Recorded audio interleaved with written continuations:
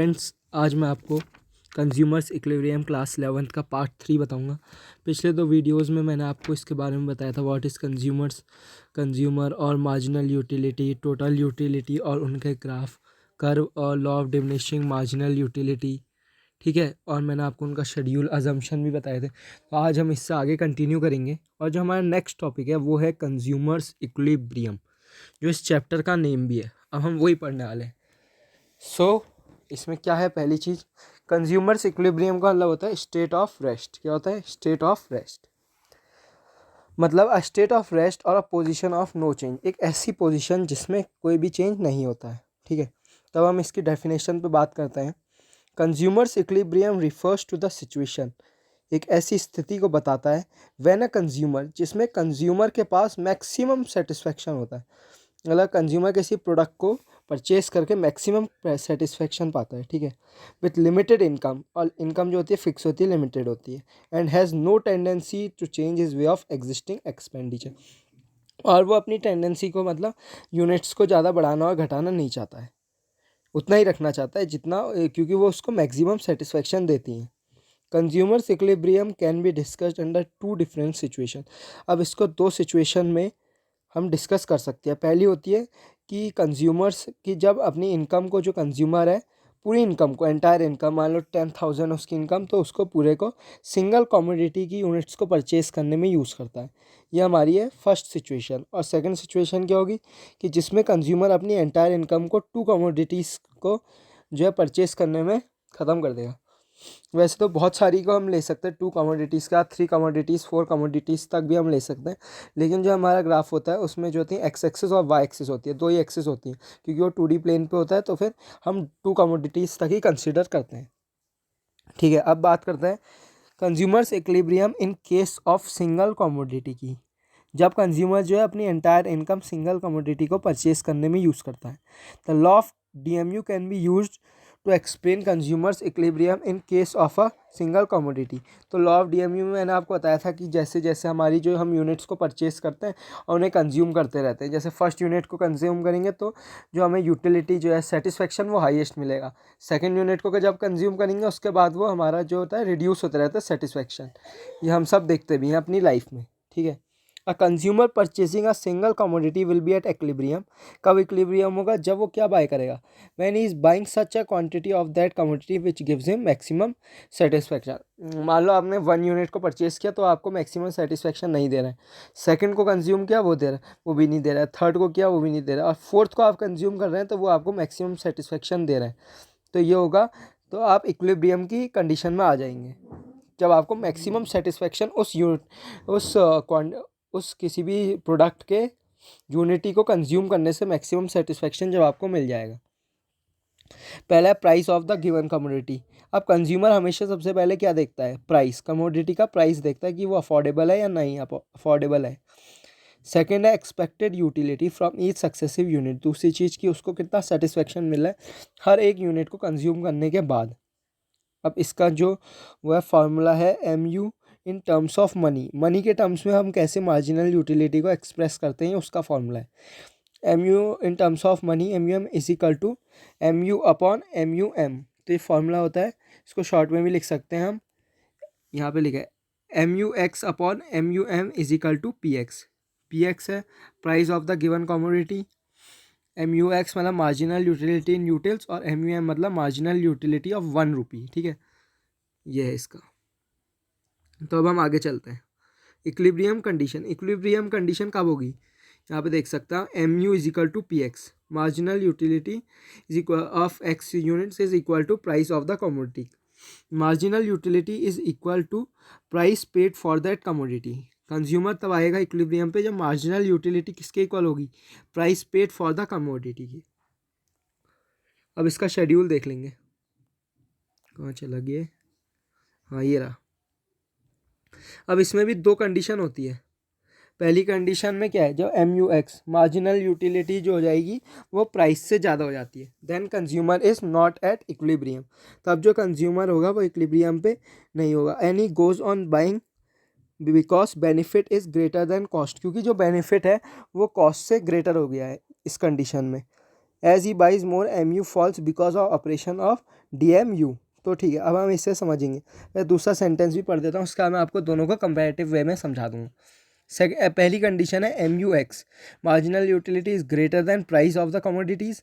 Second, marginal utility is less than price of the commodities. Then also consumer is not at equilibrium as he will have to reduce consumption of commodity X to raise is total satisfaction till MU become zero to price. ठीक है, ये second वाला था। दो conditions होती हैं। पहली वाली में क्या कह रहा है कि कंज्यूमर जब मार्जिनल यूटिलिटी प्राइस से ज़्यादा होगी, ठीक है, तो कंज्यूमर इक्विलिब्रियम पे नहीं होगा, क्योंकि मार्जिनल यूटिलिटी प्राइस से ज़्यादा है, मतलब आपके पास जो प्राइस है, आपने जो यूनिट्स खरीदी हैं वो प्राइस से कम है। मतलब जैसे आपके पास, आप मान लो 100 रुपीज़ लेके बाजार गए, तो आपने अभी 4 चॉकलेट खरीदी, तो कितना हुआ, 40 हो गया। 10 रुपीज़ की एक चॉकलेट है, तो 60 रुपीज़ आपके पास बच गए। तो MUX जो हो गया सेटिस्फेक्शन और प्राइस से ज़्यादा हो गया। तो आप क्या करेंगे कि और से ज़्यादा यूनिट्स का कंजम्पशन करेंगे, और जैसे जैसे आप ज़्यादा से ज़्यादा 6 का और आप कर सकते हैं, क्योंकि 40 हो रहा है, तो आप जैसे जैसे ज़्यादा का कंजम्पशन करते रहेंगे तो आपकी जो यूटिलिटी है वो कम हो जाएगी, और एक समय ऐसा आएगा कि वो प्राइस के इक्वल हो जाएगी, जब आपके पास 0 रुपीज़ बचेंगे। तो MUX क्या हो जाएगा, PX के इक्वल हो जाएगा और आप इक्विलिब्रियम में आ जाएंगे।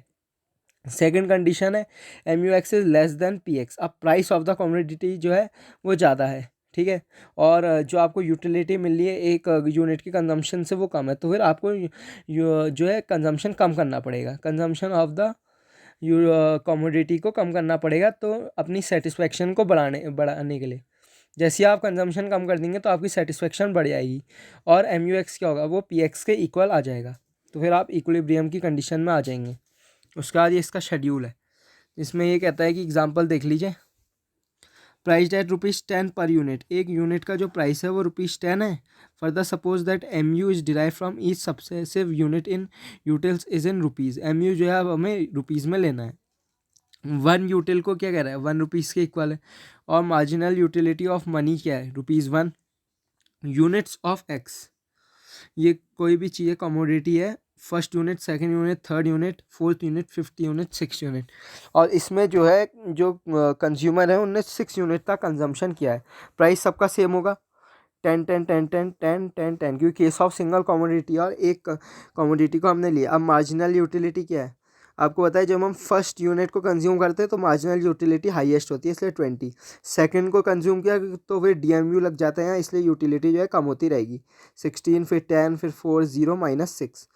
अब इसको क्या कन्वर्ट कर दिया इसने, फॉर्मूला लगा के मनी के टर्म्स में हमने निकाल दिया, मार्जिनल यूटिलिटी इन मनी। तो ये क्या किया है इसमें, MUX upon MUM is equal to PX होता है ना, तभी उसको 20 डिवाइडेड बाय 1 किया है, ठीक है। तो ये 20, 16, 10, 4, 0 और 6, क्योंकि हमारी 1 यूटिल 1 रुपीज़ के इक्वल थी, इसलिए किया है। अब हमने डिफरेंस निकाली MU और PX का, यहाँ आप देख भी रहोगे, मार्जिनल यूटिलिटी क्या आई 20, और PX क्या है 10, 20 - 10, 10 आ गया, फिर वो 16 है, 16 में से 10 करेंगे वो आ गया 6। ये इसने क्यों किया है, जिससे कि हम उसको इक्विलिब्रियम की स्टेट को देख सकते हैं। अब हम बात करते हैं 20 - 10 की, ठीक है। तो पहले जो आ रहा है डिफरेंस 10 आ रहा है, फिर 6 आ रहा है, फिर 0, फिर -6, फिर 10, फिर 16। तो जब भी 0 हो जाएगा, 0 का मतलब MUX is equal to PX, जब दोनों जो है बराबर हो जाएंगे तो आप दोनों को माइनस करके देखेंगे तो वो 0 आ जाएगा। इस कंडीशन में क्या है, कंज्यूमर जो है इक्विलिब्रियम के केस में MUX is equal to PX हो गया। अब दूसरे में क्या हो रहा है कि MUX जो है वो ज़्यादा है और प्राइस उसका कम है, मतलब आप और कंजम्पशन कर सकते हैं और यूनिट्स का, तो consumer will increase the consumption. अब जहाँ पे भी ये माइनस में चले गया तो इसका मतलब आपकी जो वो है प्राइस जो है वो कम हो गया, और वो जो प्राइस ज़्यादा हो गया और मार्जिनल यूटिलिटी जो है वो कम हो गई है, तो फिर आपको रिड्यूस करना पड़ेगा अपना कंजम्पशन। उसका इसका ये हमारा कर्व हो गया। इसमें हमने एक साइड MU और price of the commodity in rupees ले लिया, और नीचे यूनिट्स ऑफ कमोडिटी, और फिर शेड्यूल के अकॉर्डिंग ग्राफ ड्रॉ कर दिया है। अब हम बात करेंगे, so it can be concluded that a consumer in consumption of single commodity से X will be at equilibrium when marginal utility from the commodity MUX is equal to price paid for the commodity. तो जब MUX जो होगा वो PX से equal होगा तो consumer equilibrium के केस में होगा। द इक्विलिब्रियम कंडीशन, अब इनको और कैसे लिख सकते हैं, PX is equal to MUX upon MUM, जिससे हमने पीछे फॉर्मूले से फाइंड आउट किया था, वो ये मार्जिनल यूटिलिटी MUX, ये हमने फाइंड आउट किया था इसी फॉर्मूले के यूज़ से। M U X upon M U M is equal to P X, और इसको कैसे भी लिख सकते हैं, क्रॉस मल्टीप्लाई करेंगे तो पी एक्स उसके नीचे आ जाएगा, एम यू एक्स ऊपर है और एम यू एम उधर चले जाएगा। अब बात करते हैं टू कमोडिटीज़ के केस में। इसमें law of D M U इसमें भी वही लगता है, लेकिन इसमें उसे कहते हैं law of equi marginal utility. Second, law of substitution, क्योंकि इसमें एम आर एस होता है तो उससे सब्सटीट्यूट करते हैं। इसके बाद लॉ ऑफ मैक्सिमम सेटिस्फैक्शन, ठीक है, लॉ ऑफ मैक्सिमम सेटिस्फैक्शन, और लास्ट है गॉसन सेकंड लॉ, जिसने इसे डिस्कवर किया था उसी के नाम पे है। इसमें टू नेसेसरी कंडीशंस होती हैं। पहली है जो ग्रीन से मैंने अंडरलाइन किया है, the ratio of marginal utility to price is same in both case of good. Marginal utility to price, ठीक है, ये जो होगा इनका रेशियो अगर हम निकालेंगे दोनों के केस में वो इक्वल होगा। मतलब एम यू एम के equal M U X upon P X और M U Y upon P Y, दोनों का अगर हम रेशियो देखेंगे तो वो एम यू एम के इक्वल होगा और वो सेम होगा। दूसरी चीज़ क्या है, M U falls as consumption increase, ये आपको बताइए मार्जिनल यूटिलिटी गिरती है जैसे जैसे हम यूनिट्स का कंजम्पशन बढ़ाते हैं। तो ठीक है, we know a consumer in consumption of single commodity is at equilibrium when, जब M U X marginal utility of X upon P X जो होगा मार्जिनल यूटिलिटी ऑफ मनी के इक्वल होगा। ऐसे आप कमोडिटी वाई में देखेंगे तो यही होगा। अब एम यू एम दोनों में है, इसलिए इन दोनों को साथ रख देंगे तो M U X upon P X is equal to M U Y upon P Y is equal to M U M. अब देखो इसमें भी दो कंडीशन होती हैं, जब मार्जिनल यूटिलिटी ऑफ एक्स जो है, ठीक है, ये तब होता है इक्विलिब्रियम में हम कम होते हैं, कब होते हैं जब M U X upon P X is equal to M U Y upon P Y होता है, या M U X upon M U Y is equal to P X upon P Y, ये हो गई इसकी इक्विलिब्रियम की condition. अब हम देखते हैं जब ये कंज्यूमर इक्विलिब्रियम की कंडीशन में कब नहीं होगा, उसकी भी पिछले की तरह दो दो वेज हैं। जब M U X upon P X, मतलब जो एम यू एक्स है मार्जिनल यूटिलिटी एक्स है और उसके प्राइस का जब रेशियो निकालना है वो जब ग्रेटर हो जाएगा M U Y upon P Y से, दूसरी कमोडिटी से ग्रेटर हो जाएगा। In this case the consumer is getting more marginal utility in case of good x.